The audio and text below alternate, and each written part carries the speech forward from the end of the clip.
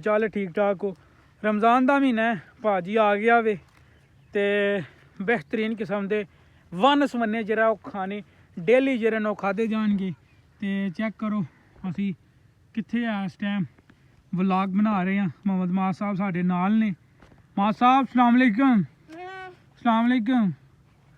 वो परले हथ नाल लै हैं, क्या हाल चाल है, ठीक हो? अच्छा भाजी मोहम्मद मास साहब असी नंगन डे सा आते ने नहर के अंदर जाके को थोड़ी जिन्हें मस्तियां मुस्तियां करनियां ने तो असी मस्तियां करन आ गए।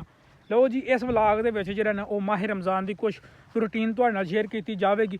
भाजी माह रमज़ान के इंशाअल्लाह साडी उम्मीद है कि असीं जो ना वो कोशिश करांगे कि असीं जो ना वो डेली का एक व्लॉग तो जरूर अपलोड करिए। अल्लाह खैर रखे तो शार्ट्स भी ऑन करनगे, व्लॉग भी बनन करनगे। तो सारे वीर भरा जो ना चैनल में सबसक्राइब करो ताकि डेली जो व्लॉग आउन वो तुसीं मिस ना कर सको।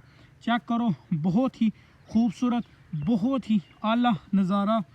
काला हो गया वे फुल। चेक करो नहर इस टाइम बंद है तो मैनूं उम्मीद है कि नहर जी जून के जो नहर चल जाएगी। वाली ये नहर हरियाली मैं पहली बारी वेखी है।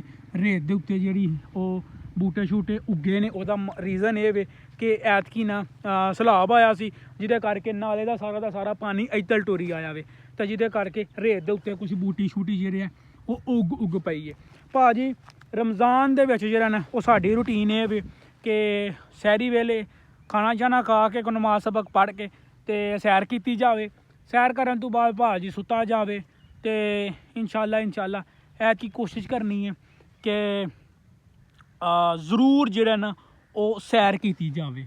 सैर करांगे तो अल्लाह खैर रखी को मारी मोटी दोबारा जी फिटनेस है वो वापस आएगी।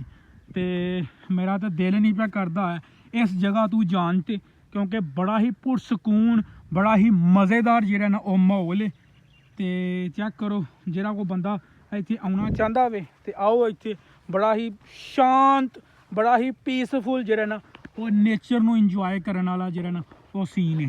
चेक करो मैं तुहानू बड़े ही अच्छे तरीके दे नाल वहान की कोशिश करना वा। चेक करो बेहतरीन मज़ेदार आला ते बिल्कुल दिल नू सुकून देने वाला सीन है। ना कोई बंदा ते ना कोई बंदे की जात, बिल्कुल नेचर नू इंजॉय करो तुसी जिवें कि मास साहब नेचर नू इंजॉय कर रहे ने। कर रहे हो नेचर नू इंजॉय कि नहीं? कहाँ है?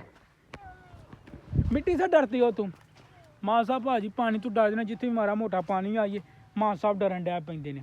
ते लो जी मित्रों अज का व्लॉग असीं इत्थे ही मुकाने आ ताकि वड्डा व्लॉग ना होवे। मास साहब तुम्हें मैं एक लकड़ी ना दूँ? ये लो ये लकड़ी ले लो, ठीक है ये लो।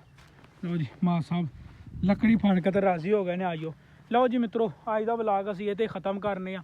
उम्मीद करने आ कि अज का व्लॉग छोटा सारा निक्कू सारा व्लॉग तुहानूं पसंद आया होएगा। व्लॉग पसंद आया तो अगे शेयर करो।